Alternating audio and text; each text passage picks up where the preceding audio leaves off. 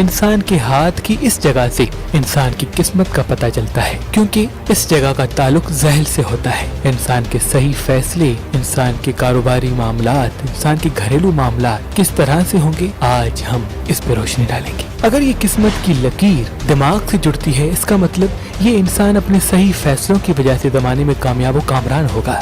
لیکن اگر یہ قسمت کی لکیر دل سے جڑ کے آگے بڑھتی ہے، یعنی ایموشنل فیصلوں کی وجہ سے یہ انسان کامیاب و کامرانی تک پہنچ سکتا ہے۔